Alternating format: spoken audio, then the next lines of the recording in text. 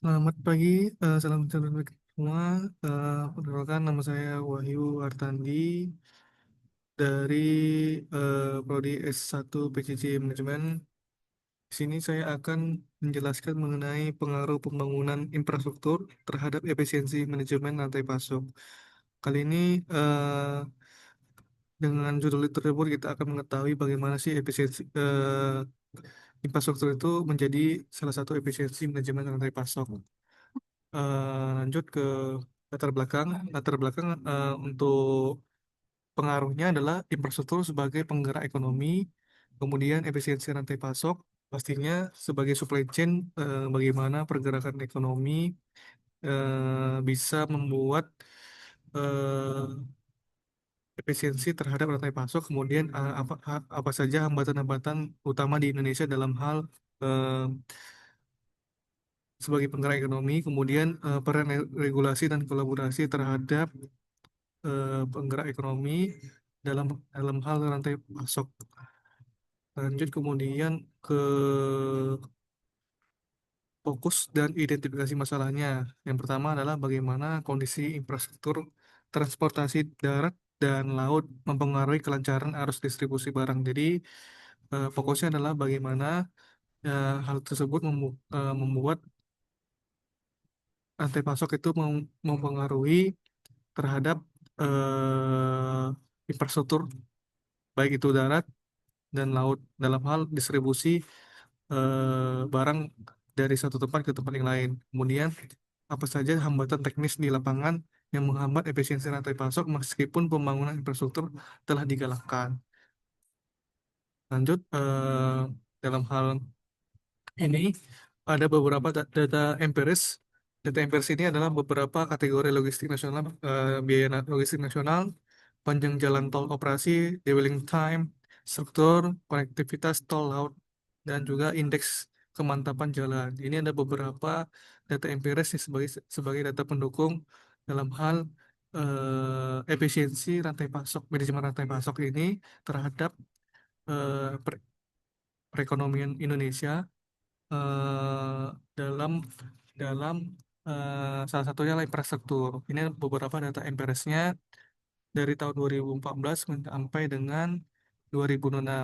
Jadi ada perbandingan antara 2014 dengan 2006, 24% dan juga 14%. Jadi ada pengurangan yang dimana infrastruktur ini sangat mempengaruhi terhadap manajemen rantai pasok. Jadi distribusi barang dari satu A ke tempat yang lain itu efektif dalam eh, rantai pasok terhadap distribusi barang. Lanjut ke selanjutnya adalah pendekatan penelitiannya. Jadi pendekatan penelitian ini kita menggunakan pendekatan kualitatif deskriptif dengan metode studi kasus yang berfokus pada fenomena pembangunan infrastruktur nasional di Indonesia dan dampaknya terhadap sistem logistik. Jadi ada beberapa yang mempengaruhi adalah salah satunya infrastruktur darat, yang pastinya pembangunan jalan tol Trans Jawa dan juga tol Trans Sumatera itu mempengaruhi distribusi barang menjadi ke tempat satu ke tempat yang lainnya, yang membuat ini menjadi lebih efektif dan efisien dalam segi waktu dan juga cost. Kemudian infrastruktur laut, konsep sea toll road, tol laut dan modernisasi pelabuhan strategis seperti pelabuhan Patimban serta Makassar Newport. Ini sangat mempengaruhi terhadap manajemen rantai pasok yang kita pelajari selama ini menjadi efisiensi terhadap pembangunan infrastruktur di Indonesia. Kemudian infrastruktur digital, implementasi nasional logistik ekosistem sebagai integrasi data sistem pelayanan dan pelabuhan. Ini mempengaruhi eh, barang yang kita tujukan terhadap eh, tempatnya langsung. Ini membuat infrastruktur digital sangat mempengaruhi terhadap rantai pasok yang kita miliki. Kemudian kajian teorinya adalah kajian teori ini yang disusun dengan mengintegrasikan teori-teori pendukung manajemen rantai pasok dan ekonomi pembangunan yang relevan dengan isi makalahnya. Adalah beberapa teori pertumbuhan ekonomi pastinya dan infrastruktur, kemudian teori desain jaringan, kemudian teori manajemen persediaan, kemudian dinamika rantai pasok, dan juga teori manajemen distribusi dan logistik. Nah, ini beberapa hasil penelitian yang kita eh, buat ya.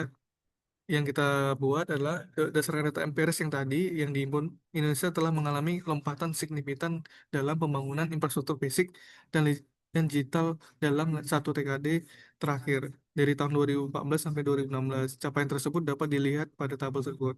Nah, beberapa contohnya misalkan biaya logistik nasional, panjang jalan tol operasi, dwelling time, konektivitas tol laut, dan indeks kemantapan jalan. Dari tahun 2014 perbandingannya sampai 2006 ada peningkatan dalam hal eh, logistik nasional. Misalkan dari 24% menjadi 40%. Hal ini membuat barang yang kita sampaikan, barang kita kirim dari satu tempat ke tempat yang lain itu memberikan pengaruh besar terhadap waktu dan juga cost. Artinya adalah infrastruktur ini mempengaruhi terhadap manajemen rantai pasok ter- eh, manajemen rantai pasok dari satu tempat ke tempat yang lain. Panjang jalan tol, dwelling time, konektivitas tol laut, dan juga indeks kemantapan jalan. Nah, karena infrastruktur ini sangat mempengaruhi terhadap distribusi dan atau juga manajemen rantai pasok dari yang kita pelajari selama ini. Kemudian lanjut ke pembahasan ya. Pembahasan di sini di tugas struktur itu adalah peningkatan infrastruktur tersebut memberikan dampak langsung terhadap efisiensi operasional perusahaan melalui beberapa mekanisme teori manajemen rantai pasok. Yang pertama, trade-off biaya dan responsivitas. Infrastruktur yang memadai memungkinkan perusahaan beralih dari strategi penyimpanan besar-besaran di suatu tempat gudang ke arah yang lebih efisien pastinya. Jadi, perusahaan bisa mengalihkan beberapa eh, operasionalnya ke yang di gudang dan juga langsung distribusikan langsung ke tempatnya yang akan dituju.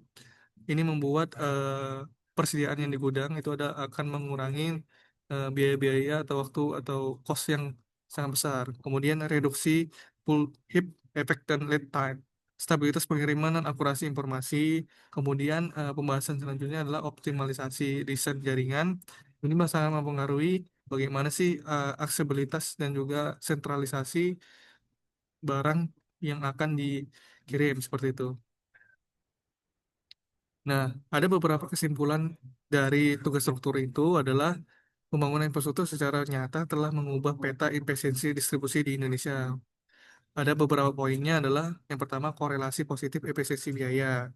Terdapat hubungan langsung antara pembangunan infrastruktur fisik seperti jalan tol dengan penurunan biaya logistik nasional yang signifikan dari 24% sampai 40%. Nah, ini akan membuat pengurangan dari cost yang akan dibayarkan oleh perusahaan yang seharusnya lebih besar akan menjadi lebih kecil karena infrastruktur yang dilakukan oleh pemerintah dan juga regulasi akan membuat eh, efisiensi manajemen rantai pasok dari perusahaan ke tempat tujuan yang akan dituju oleh perusahaan atau ke tempat konsumen seperti itu. Kemudian pengurangan beban operasional. Infrastruktur yang lebih baik terbukti memperpendek waktu tunggu, pastinya waktu dan cost pelanggan dan memungkinkan perusahaan menekan biaya penyimpanan barang pada suatu gudang seperti itu.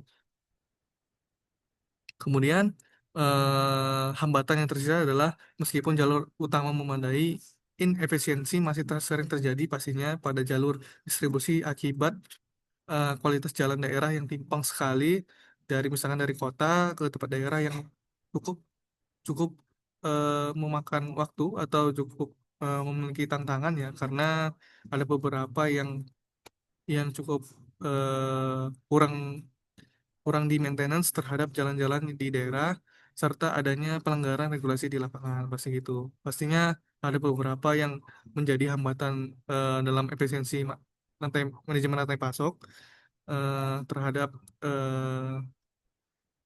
infrastruktur yang kurang memadai yang membuat waktu dan cost juga akan bertambah seperti itu. Pasti ada hambatan-hambatannya pas itu.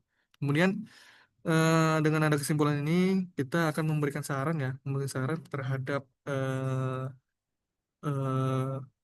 efisiensi manajemen rantai pasok ini yaitu adalah fokus pada konektivitas distribusi akhir ke kawasan industri dan kabupaten dan melakukan adaptasi desain jaringan distribusi dan memanfaatkan jalur tol untuk efisiensi gudang seperti itu.